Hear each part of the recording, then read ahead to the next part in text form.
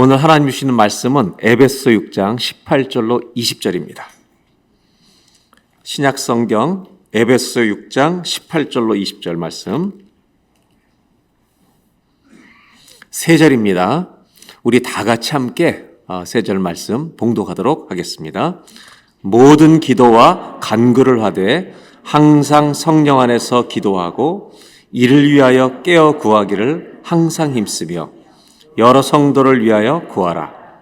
또 나를 위하여 구할 것은 내게 말씀을 주사 나로 입을 열어 복음의 비밀을 담대히 알리게 하옵소서 할 것이니 이 일을 위하여 내가 쇠사슬에 매인 사신이 된 것은 나로 이 일에 당연히 할 말을 담대히 하게 하려 하심이라. 아멘. 사람은 참 다양한 것 같아요.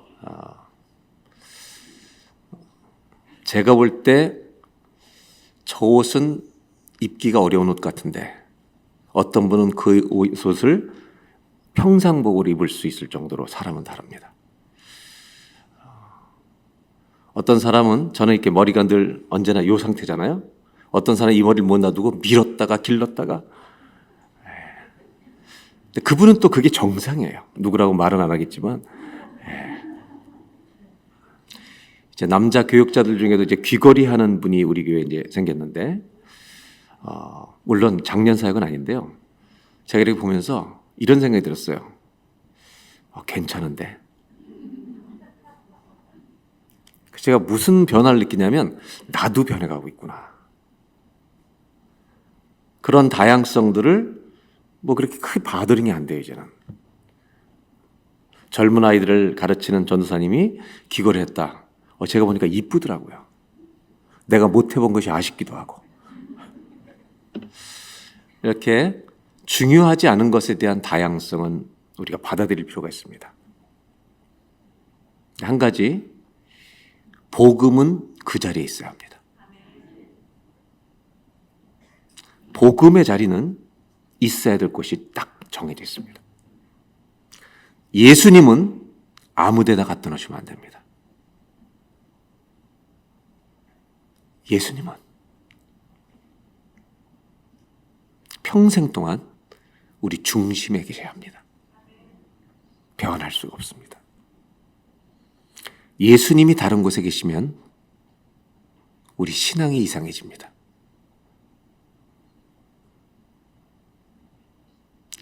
예수님이 계실 곳은 저와 여러분의 중심이기를 바랍니다. 바울은 이것을 늘 명확하게 가르쳐준 사람입니다. 바울 서신은 두 가지의 균형이 잘 이루어져 있습니다. 하나는 우리가 믿는다는 것이 무엇인가, 그 믿음의 내용을 정확하게 알아가도록 최선을 다했었습니다. 주님이 주신 계시를 그가 깨달아서 그 비밀을 정확하게 믿는 게 뭔지 최선을 다했었고, 두 번째는 그 믿음을 가진 사람들이 살아야 될 삶이 어떤 것인지, 믿음과 삶이 함께 균형을 이루고 살아가는 기독교인이 되도록 최선을 다해 쓴 책이 바울 서신입니다. 그것이 그리스도인의 마땅한 모습이고 그것이 교회 공동체여야 되기 때문에 그렇습니다. 오늘 읽은 에베소 6장의 바울의 기도는 4장부터 6장까지 이어지는 그리스도인의 삶이 어떠해야 되는지를 설명한 후에 에베소를 마치는 파트에 있는 마지막 기도입니다. 에베소 4장부터 6장까지는 우리가 다 신앙생활을 열심히 한 분들은 누구나 다 알고 있는 우리의 삶에 대한 중요한 이야기를 세 가지를 나누고 있습니다. 첫 번째 4장에서는 우리 그리스도인들에게는 목표가 있다는 겁니다. 그건 뭐냐면 그리스도의 장성한 분량에 이르는 것이다.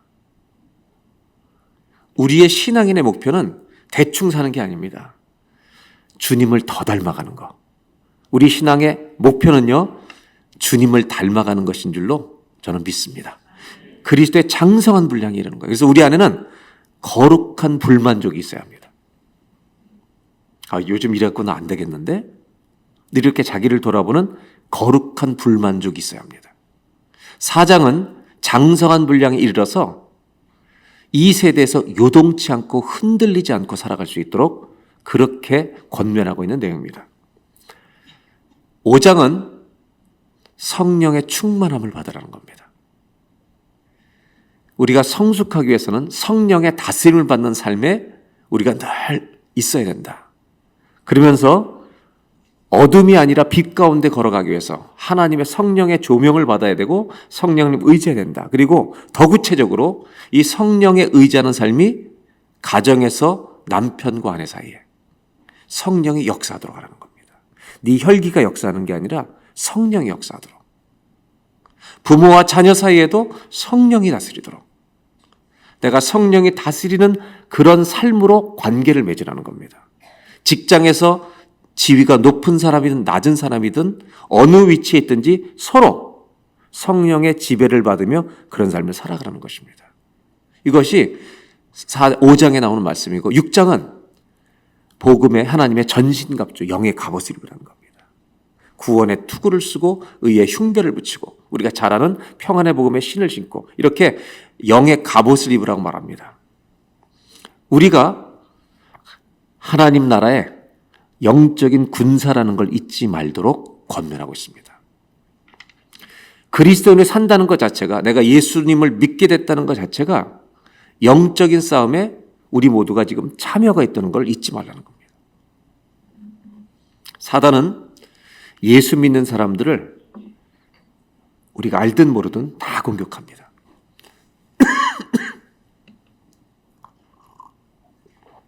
우리 모두가 사실은 가정에서 세상에서 영적 전투를 벌이며 살고 있는 사람들입니다. 이렇게 그리스도의 장성한 분량에 이르러라 성령 충만한 삶을 살아라. 이걸 연습하라는 겁니다. 완전하지 않지만 그렇게 연습하면서 성장해 가라. 그 다음에 영의 갑옷을 입으라. 이 영의 갑옷을 입으라는 말씀을 마치면서 오늘 본문이 이어지는 겁니다. 그러면서 마지막으로 에베소를 정리하면서 기도를 부탁합니다.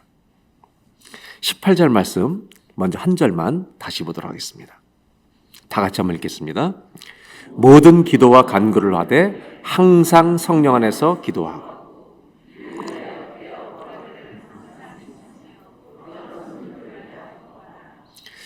이 구절에요. 오늘 제가 마지막 파트를 먼저 설명드리고 싶은 게 여러 성도를 위하여 기도하라는 겁니다.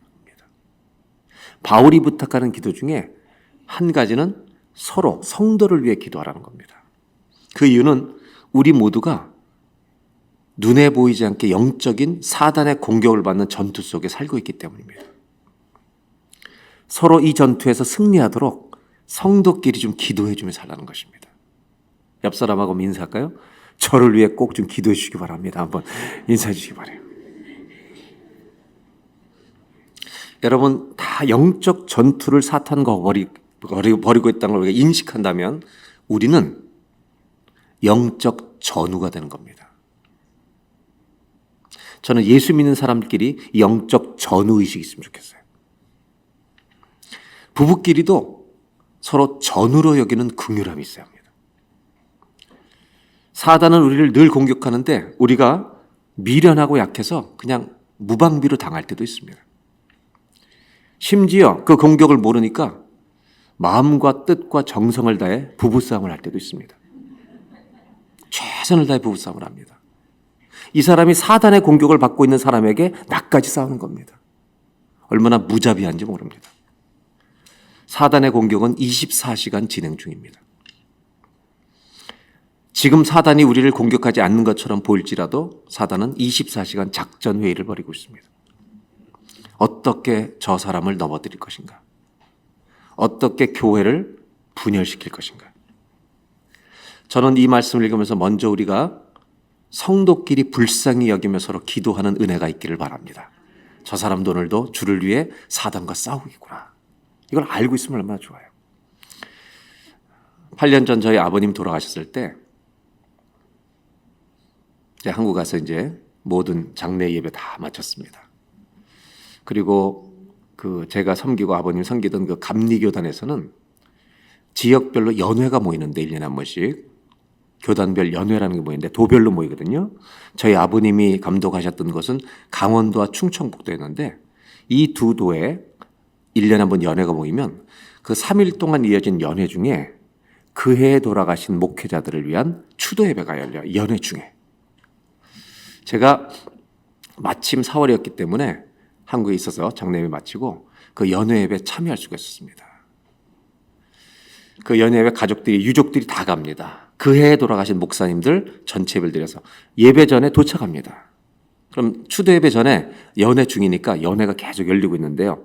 감리교단의 발전을 위해서 뭐 열심히 연하겠죠. 그런데 연회를 할 때마다 뭐 다른 장로교 총회도 마찬가지지만 이 기독교인들이 모이 회의할 때마다 공통적인 현상은 열심히 싸웁니다. 저는 교회가 사단과 싸우는 걸 봤으면 좋겠어요. 지들끼리 싸우는 겁니다.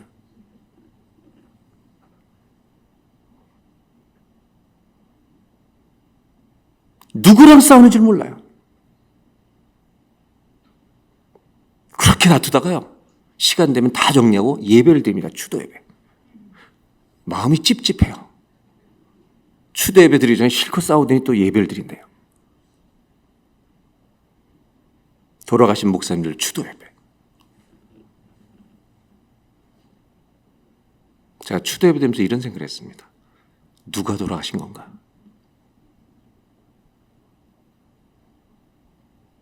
우리 아버님이 돌아가신 건가? 우리 이 목회자 교회 대표들의 믿음이 죽은 것인가?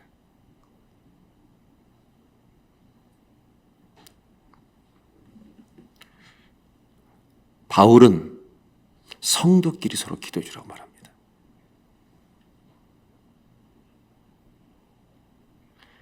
우리가 연약하기 때문에 다툴 때도 있죠. 주변 사람하고. 그러면 주님 닮아가기 어렵다고 말하는 겁니다. 오늘 성경을 보면서 우리가 꼭 다시 한번 생각해 볼 게 뭐냐면 18절에 바울은 이렇게 얘기합니다. 6장 18절 다시 보겠습니다. 모든 기도와 간구를 하되 항상 성령 안에서 기도하고. 바울 서신 전체 흐르는 바울의 서신 전체는 기도의 정신이 있는데 항상 기도하래요. 쉬지 말고 기도하래요. 우리가 다 알잖아요. 데살로니가 전서에는 항상 기뻐라 쉬지 말고 기도하라. 에베소에는 항상 성령 안에서 기도하고, 빌립보서 4장에는 무슨 일을 만나든지 모든 일에 기도가 간구로. 바울의 삶 전체에 항상 기도가 새겨져 있어요. 하나님의 전신갑주를 입으라고 말한 다음에 이 기도를 강조하는 이유가 있습니다. 영의 갑옷, 하나님의 전신갑주는 형식이 아닙니다, 여러분. 예배를 드린다고 저절로 입는 게 아닙니다. 상징적 옷도 아닙니다. 주일 예배 드렸다고 영의 갑옷이 막 마술적으로 작동하는 게 아닙니다. 지식의 옷이 아닙니다, 영의 갑옷은. 능력의 옷입니다. 이 영의 갑옷은 어떤 사람들에게 주님이 입혀주시고 정말 역사하는 거냐? 하나님과 나의 관계가 살아있는 사람에게 역사하는 옷입니다. 늘 하나님과 살아있는 관계 속에 기도함으로 그분의 힘과 능력을 얻는 자가 영의 갑옷을 입는 것입니다. 이것을 입지 않으면 사탄에게 참패를 당합니다. 다윗은 골리앗과 싸울 때 갑옷을 입지 않았습니다. 영의 갑옷이 눈에 보이지도 않습니다. 그의 고백 속에 그가 옷을 입고 있음을 합니다. 기도로 무장하고 나갑니다. 너는 칼과 단창을 가지고 나한테 나오지만 나는 만군의 여호와의 이름으로 나간다. 그는 주님을 믿는 믿음이 살아있는 믿음으로 골리앗을 향해 나가는 겁니다. 나는 내가 살지 죽을지 모르지만 하나님 이름을 높이는 길을 택하겠다. 그리고 뛰어나가는 겁니다. 다윗은 교회 재직회 가서 싸우지 않습니다. 교단 총회 가서 싸울 생각이 없습니다. 하나님의 이름을 망령되이 일컫는 그놈과 싸우는 것입니다. 전 우리 교회가 하나님의 진리가 훼손되는 것과 싸우는 교회가 되기를 바랍니다. 하나님의 나라를 가로막는 것들과 싸울 수 있는 영적 군사가 되기를 바랍니다. 바울이 깨달은 복음은 뭐냐? 이 복음이 지식에 머무는 복음이 아니라는 겁니다. 내가 알고 있는 정보가 아니라는 겁니다. 예수님이 우리 사도 요한을 통해서 우리에게 말씀하신 기가 막힌 말씀이 하나 있는데, 우리 주님이 뭐라고 하시냐면 영생이란 유일하신 참 하나님, 그의 보내신 자 예수 그리스도를 아는 것이다. 그분이 누군지를 알고 깨닫는 것이 복음이라는 겁니다. 그것이 영생이라는 겁니다. 바울이 말하려는 중요한 것이 있습니다. 여기서 안다는 것은 그분이 누군지를 아는 사람은 것이 지식으로만 남을 수가 없다는 것입니다.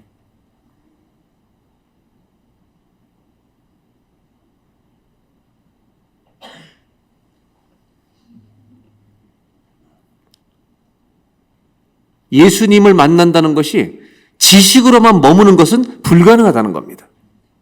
이것이 복음이라는 겁니다.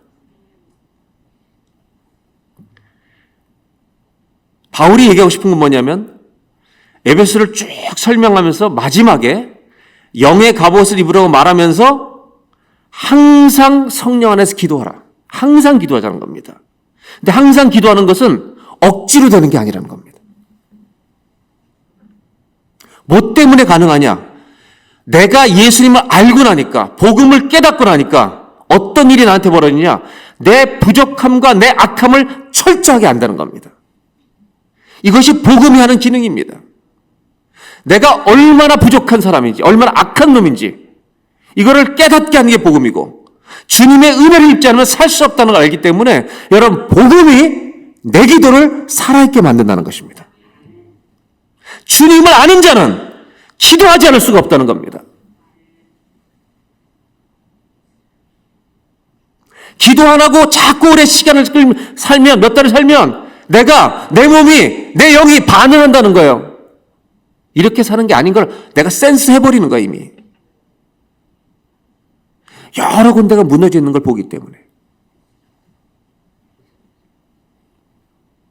영국의 로이 존스 목사님이 이렇게 얘기했어요. 만일 내가 믿는 복음이 나를 기도하지 않게 만든다면 어딘가에 잘못이 일어난 것입니다. 병들었단 말입니다. 내 기도가 살아있지 않다면 오늘 정신 차리는 예배가 되시길 바랍니다. 복음이 복음의 자리로 돌아가야 합니다. 정보의 자리가 아니라 능력의 자리로 여러분 돌아가야 합니다. 복음이. 그 복음을 능력으로 붙들어야 합니다. 정리하면 복음은 내 죄와 악함을 깨닫게 하는 것입니다. 거기서 우리는 하나님의 은혜를 만납니다. 내가 얼마나 약한지, 주님을 의지하지 않으면 얼마나 살 수 없는지, 이거를 날마다 깨닫게 하는 게 복음이기 때문에 이 복음을 아는 자는 평생 기도를 가지고 사는 겁니다. 여러분, 평생 기도를 장착하고 사시기를 주의 이름으로 축원합니다. 한번 따라 하실까요? 복음은 나의 기도를 살아있게 합니다. 복음이 복음의 자리에 들어오면, 그 자리에 잘 잡고 있으면 내 안에는 평생 기도가 있는 거죠. 호흡 같은 기도가 있는 거죠. 여러분 기도가 살아있습니까? 팬데믹에 다 무너졌습니까? 병들었다는 걸 우리는 압니다. 그럼 빨리 정신 차리고 기도의 자리로 돌아가야 합니다. 오늘 저와 여러분 안에 이 지식이 아닌 능력의 복음을 붙들고 내 평생 기도가 살아나는 은혜가 있기를 주의 이름으로 축원합니다. 두 번째로 나누고 싶은 것은 18절을 다시 보겠습니다. 한번 따라 하실까요? 항상 성령 안에서 기도하고, 성령 안에서 기도하고, 그 다음에 이를 위하여 깨어 구하기를 항상 힘쓰며. 언제나 깨어 있으라는 거예요. 복음의 기능은 우리 주님의, 우리 안에 계신 주님은 늘 우리로 하여금 하나님 의지하게 하는 기도를 하게 한다는 겁니다. 한 번만 더 따라 하실까요? 항상 성령 안에서 기도하고. 바울은 항상 기도하다 하라는 말 안에 성령 안에서 기도라고 말합니다. 왜 성령 안에서 기도하는가? 사도 바울 서신에는 이 부분이 굉장히 많이 나타납니다. 에베소 2장 18절에는 이렇게 말하고 있는데요.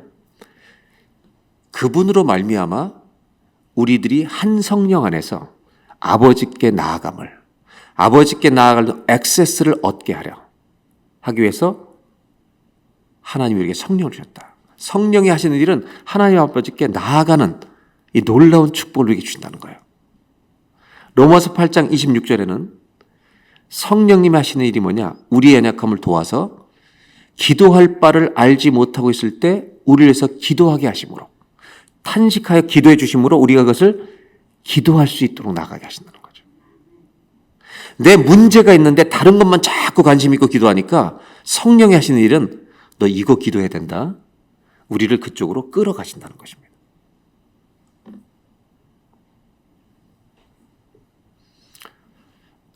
로마서 8장 15절 16절 그 다음에 갈라디아 4장 6절에는 비슷한 본문이죠. 우리가 기도할 때 하나님을 아버지라고 부르시게 한다는 겁니다. 이것이 성령이 하시는 일인 거죠. 그렇다면 성령 안에서 기도한다는 건 무엇인가? 우리가 기도할 때 이것을 믿고 기도해야 합니다. 그건 뭐냐면 내가 기도를 시작해요.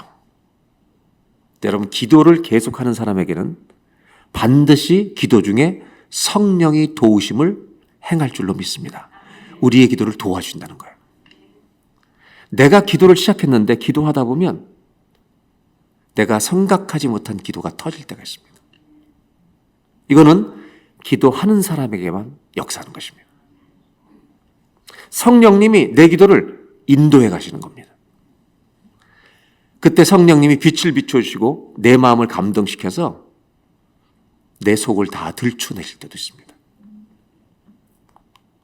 내가 하고 싶은 기도에서 성령님이 이끄시는 기도로 옮겨갑니다. 그래서 내 기도가 내 생각과 머리를 넘어서 기도하게 된다는 말입니다.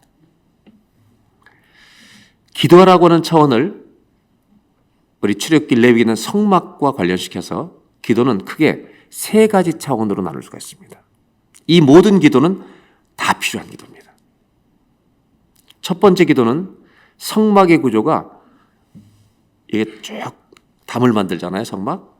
첫 번째가 마당들이 있습니다. 모든 유대인들이 들어온 마당이 있어요.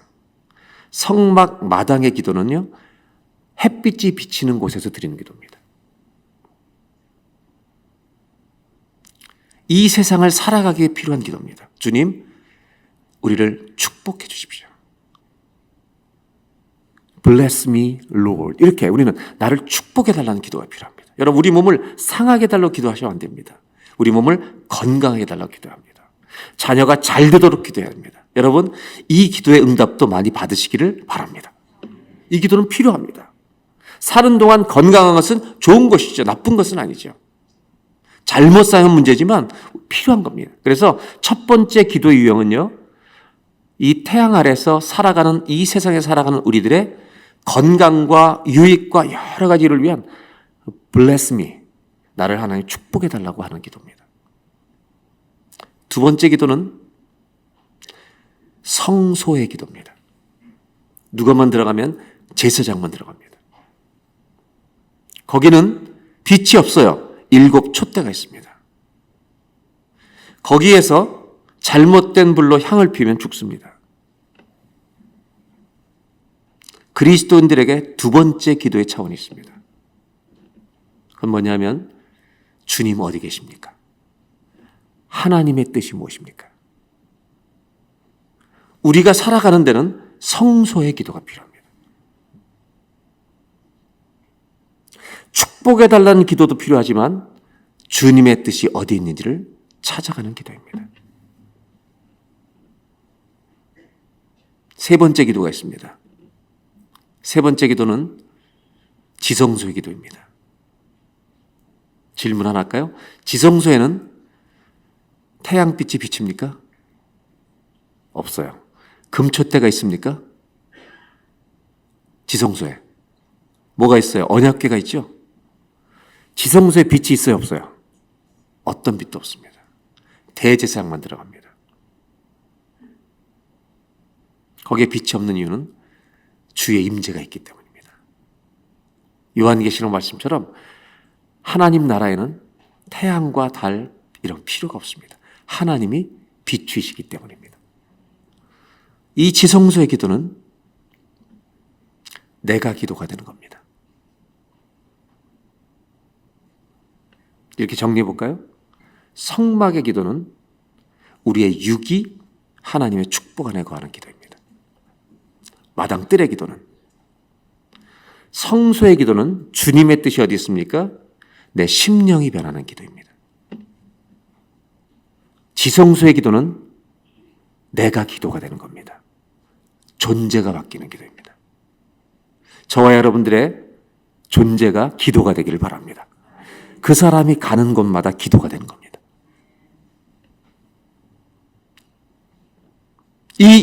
내 존재가 바뀌는 이 실체가 삶 속에서 더 많은 시간이 일어나면 얼마나 좋겠습니까? 여러분이 가는 곳이 기도가 된다면. 오늘 예배 끝나고 주일 예배 드렸다는 것이 아니라 내가 기도가 되어 여러분 가정으로 들어가시길 바랍니다. 아멘. 그럼 여러분 지성소의 기도를 거기서 드리는 겁니다. 저는 목회하면서 이런 성령께서 이끄시는 기도, 성령 안에서 기도하는 체험들을 여정 속에 참 많이 합니다. 목회하면서 얼마나 많은 고민이 있었겠습니까? 얼마나 어려운 결정의 순간들이 많았겠습니까? 제가 우리 이 써리 성전을 우리 교회가 이제 헌금으로 구입하고 1년 반에서 저희가 8월 달에 이제 계약을 하고 11월에 헌금을 하고 1년 반 만에 들어왔는데, 이 성전을 입당하면서 레노베이션을 전부 다 할 때, 여기 처음 와봤을 때 장소는 사실 기가 막혔어요. 여기 시멘트에 자동차 고치던 그런 곳이었으니까. 하나님, 우리가 이것을 무엇을 위해 성전을 이제 다 들어가야 되는데 무엇을 놓고 기도하면 좋겠습니까? 라고 주님 앞에서 기도하는 중에 주님이 저에게 건물 짓는 게 아니다, 성령님이 이렇게 가르쳐 주시는 거예요. 이번에 이 성전에 들어갈 때 성전을 예배당을 짓는다고 생각하지 마라. 그럼 뭐를 짓는 겁니까? 그랬더니 주님이 믿음을 건축해라, 이렇게 말씀하시는 거예요. 그래서 제가 그러면 주님 구체적으로 말씀해 주시죠. 그랬더니 주님께서 기도 중에요, 저는 생각한 적이 한 번도 없어요. 기도만 하고 있는 거예요. 주님이 영어로 이 성전을 들어올 때 building our faith, 우리의 믿음을 건축하고 seeking His presence, 그분의 임재를 구하라고 말하셨어요. 저는 성전을 위해서 어떻게 우리가 준비하든지 그것만 기도했어요. 성령님께서 building our faith, seeking His presence, 우리가 이 표를 정하고 기도하고 여기를 돌았던 거예요. 저는 기도하면서 얼마나 많은 응답을 받았는지 몰라요. 주님으로부터. 제 머리로는 할 수 없는 것들을 기도할 때 성령께서 내 기도를 이끌어 가시고, 바울은 이렇게 우리한테 얘기하는 겁니다. 머리로 기도하는 것에서 기도하는 중에 성령님이 이끌어 가시는 기도로 너희 기도가 옮겨가는 게 필요하다. 내 가정을 위해 기도를 시작하는데 기도를 하세요. 기도를 하는 사람에게 내 죄에 대해서 기도하게 하신다는 거예요. 주님이 내 내면을 파헤쳐서 내 교만을 보게 하시고 내 추함을 보게 하시고 남의 죄가 아니라 내 죄를 보게 하시고 내 중독을 보게 하시고, 나는 우리 가족을 위해서, 나는 재정을 위해서 기도하고 있는데 성령은 나로 하여금 그런 기도로 나를 이끌어 가실 때가 있다는 거예요.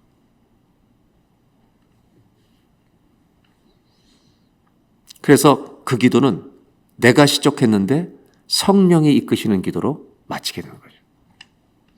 이렇게 기도가 될 때 기도는 내 생각, 내 계획을 넘어가는 겁니다.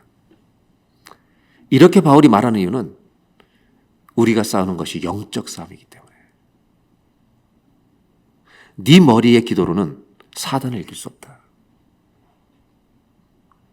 영의 갑옷을 입고 승리할 수 있기 때문에.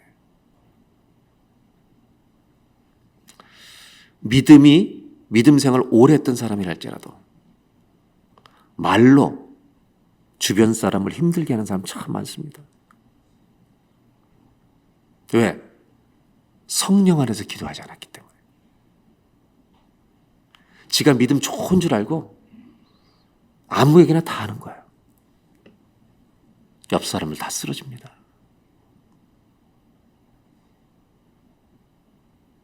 성령 안에서 기도하는 은혜가 있기를 바랍니다. 왜 성령 안에서 기도하는 게 중요한가? 한번 따라 하실까요? 성령님은 나의 기도가 주님의 마음을 만나도록 도와주십니다. 내가 기도하면 내가 하고 싶은 기도로 끝나는 게 아니에요. 내가 마땅히 해야 될 기도로 주님이 인도하시는 거예요. 이것은 기도하는 사람에게만 일어나는 겁니다. 기도하지 않으면 이 기도를 배울 수가 없습니다. 저는 무슨 일을 하다가도 이건 기도해야 되지. 그러면 다 늘어나요.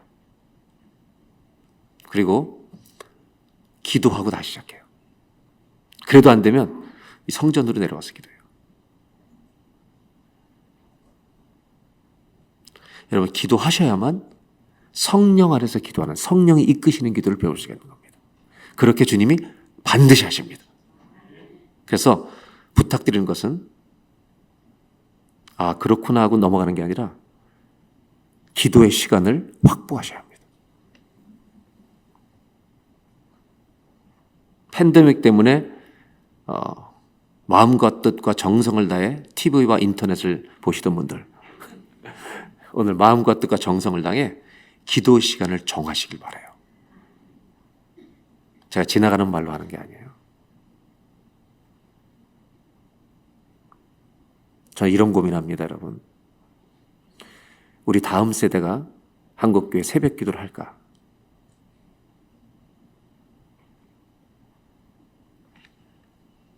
무릎 꿇고 새벽 기도하는 것이 무조건 좋다는 환상이 우리한테는 있어요. 저는 무릎 꿇고 기도하는 거 좋아해요.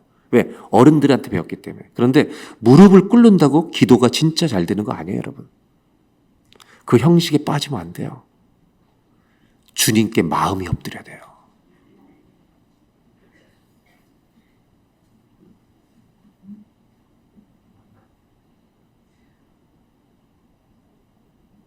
새벽 기도를 무시해도 안 되고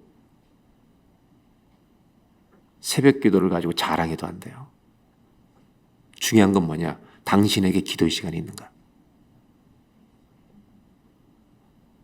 나한테 기도의 시간이 있나? 그냥 없이 사는 분들 있잖아요. 오늘 주님께서 여러분 가슴 속에 기도가 기도의 자리로 오도록 회복시켜주는 은혜가 있기를 바랍니다. 마지막으로 6장 19절 20절을 보겠습니다. 19절 20절. 가슴 아픈 바울의 기도입니다. 또 나를 위하여 구할 것을, 바울은 이제 자기를 위해 기도해달라고 부탁합니다. 전 가슴이 아팠어요, 이걸 읽으면서. 나를 위하여 구할 것은 내게 말씀을 주사. 나한테 말씀을 달라고 기도합니다. 오늘 설교 제목이죠. 내게 말씀을 주사. 나로 입을 열어 복음의 비밀을 담대히 알리게 하옵소서 할 것이니. 나를 위해서 꼭 기도를 부탁하는데요. 에베소 교회 성도들에게 나한테 말씀을 주시도록 기도해라. 내가 이것을 주님의 주시는 말씀을 받아서 입을 열어 복음의 비밀을 담대히, fearlessly, 담대히 전할 수 있도록 해달라. 20절. 지금 감옥에 있잖아요, 바울은. 에베소 감옥 옥중서시잖아요. 20절. 이를 위해, 20절. 이 일을 위하여 내가 쇠사슬에 매인 사신이 된 것은, 쇠사슬에 묶여있는 사신이 된 것은 나로 이 일에 당연히 할 말을 담대히 하게 하려 합니다. 여러분, 바울은 무엇을 구하고 있습니까? 감옥에 쇠사슬에 묶여 있는 바울은 감옥에서 벗어날 것을 구하고 있지 않습니다. 그걸 부탁하지 않아요.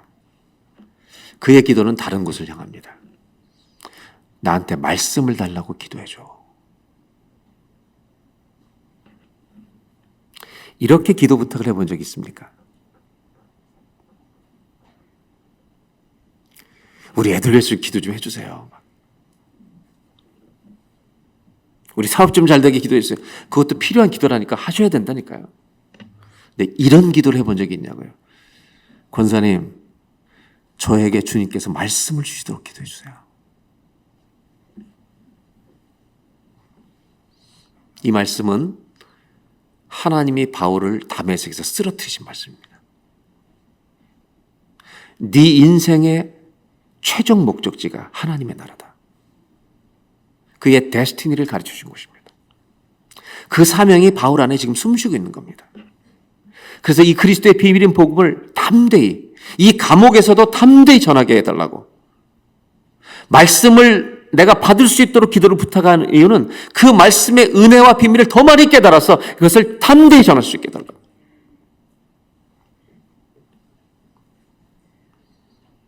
바울의 마지막 기도를 통해 배워야 될 것이 있습니다. 우리가 가슴 속에 가지고 싶은 기도입니다. 뭐냐면, 하나님, 저에게도 말씀을 주십시오. 말씀의 은혜를 주십시오. 그냥 내 기분이 좋아지는 은혜가 아니라,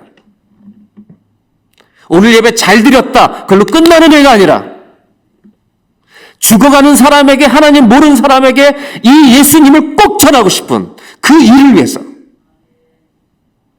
예수 믿는 것이 이렇게 감격적인 것이다, 이것이 은혜다, 이것을 옆 사람한테, 죽어가는 사람한테 나누어 주기 위해서 말씀을 달라고 기도하는 이 기도가 우리 한국교회에 회복되기를 바랍니다. 저는 내년에 꼭 하고 싶은 일이 있어요. 교육자도 미리 나눴지만 난 전도학교 한번 하고 싶다. 특별한 교재를 만드는 것 중요하지만 내 안에 주신 이 복음을, 우리 성도들이 누구를 만나든지 하나님의 복음을 좀 나눌 수 있도록,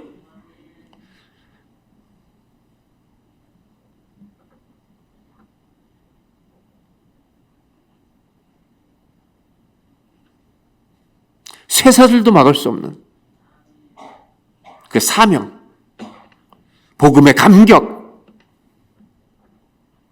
예수를 믿는 그 기쁨, 예수님의 중심에 그 자리에 계실 때 있는 그 은혜, 이걸 주님 더 받고 싶습니다.